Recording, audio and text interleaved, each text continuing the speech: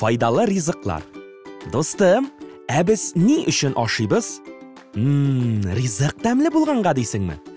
Дөрес, тәмле ризыкны ашау чыннан да бик рәхәт. Шулай да без яшәү һәм сәламәт булу өчен ашыйбыз. Ризыкта төрле матдәләр бар. Матдәләрнең бер төре безнең тәнебезне төзү өчен кирәк. Булар аксымнар. Алар сөттә, иремчек, йомырка һәм балык ризыкларында, шулай ук фасольдә һәм борчакта бар. Алар үсәргә ярдәм итә, баш миенең эшчәнлеген яхшырта. Аксымнарны кирпечләр белән чагыштырып була. Кирпечләрдән йортлар, аксымнардан кешенең сөякләре, мускуллары һәм тиресе төзелә. Матдәләрнең икенче төре безнең организмыбызда туклыклы матдәләр запасын булдыру һәм саклау өчен кирәк. Булар майлар.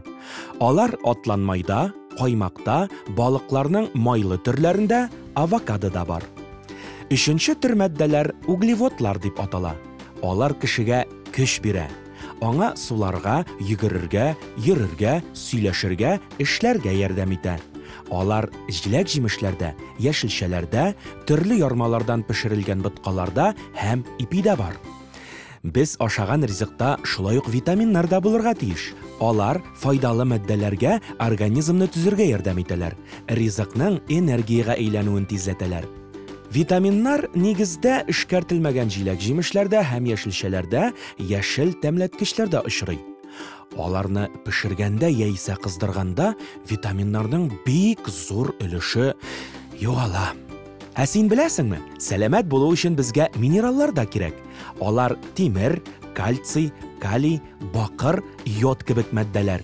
Минераллар безнең тиребезне матурлый, каныбызны чистарта, күз күрүен яхшырта. Нинди ризыкларны сайларга соң? Әлбәттә, тәмле әйберләрне дип әйтергә ашыкма. Тик суыра торган конфетләрнең, чипсы һәм газлы эчемлекләрнең бер файдасы да юк.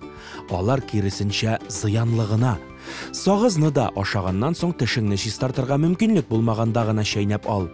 Әниең һәм әбиең пешергән ризыкларны сайла. Ашлар, боткалар, яшелчәләр һәм җиләк-җимешләр аша.